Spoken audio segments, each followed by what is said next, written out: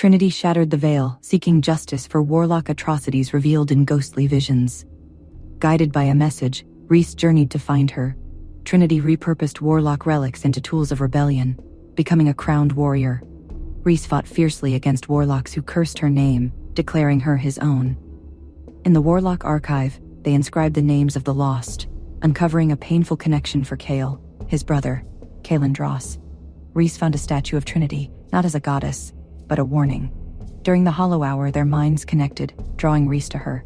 At the Spirit Divide, as the warlocks approached, Trinity rallied her rebels for a final stand.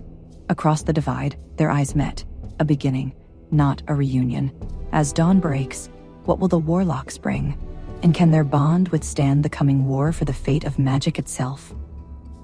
The wind howled through the cliffs of the hollow peaks as Trinity descended deeper into the warlock's sanctum, alone. She had told the others she was captured, but the truth was far more complicated. She had surrendered. It was the only way to get inside. The warlocks had taken her to the Vault of Whispers, where the walls themselves murmured ancient truths. In silence, Trinity followed the High Priestess into the chamber, where the veil between memory and magic was thinnest.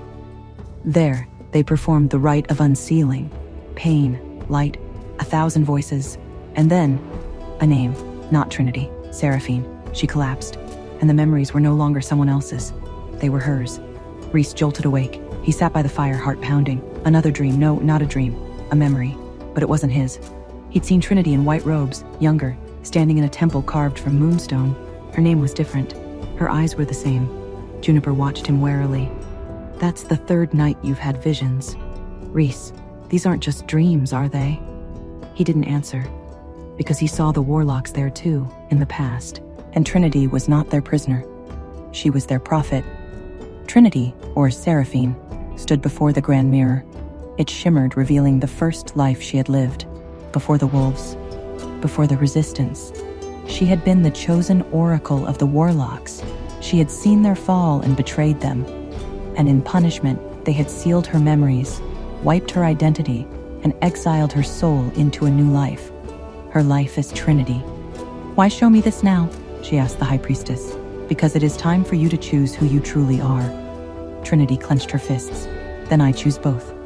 Reece and Vincent traveled to an old monastery in the far north where an ancient seer was said to live, one who could read time's wounds. The seer was blind. You've touched something forbidden, Wolf. The threads of another's life now not with yours. Reece showed her the symbol he kept drawing unconsciously, the same one burned into his dream. The seer recoiled, the mark of the twice-born. She handed him a map. Find the Vale of Seraphine. The answers lie buried there, but beware. She may not want to be found, not as she is now. Back in the sanctum, Trinity began to change. Her power surged, growing wild, ancient, uncontrollable. She heard voices, not from outside, but from within. They were her, each version of herself, each rebirth, each betrayal. Elara, who had secretly followed her in defiance of orders, found her mid-transformation. Trinity floated above the altar, eyes glowing. You shouldn't have come, Trinity whispered, her voice doubled. I'm not just me anymore. The chamber cracked. Symbols on the walls burst into flame, and Seraphine awoke fully for the first time in centuries. The war has changed, and so has Trinity. Reece must find her before the woman he loves is lost to the past and to herself. The woman Reece loved, the fierce and independent Trinity, was gone, replaced by an oracle of immense and terrifying power. Her allegiances fractured across time itself. Miles away, clutching the seer's map, Reece and Vincent raced towards the Vale of Seraphine, unaware of the seismic shift that had already occurred. Would Reece reach her in time?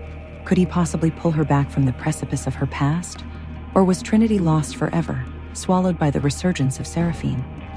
And what did it mean that the war had changed?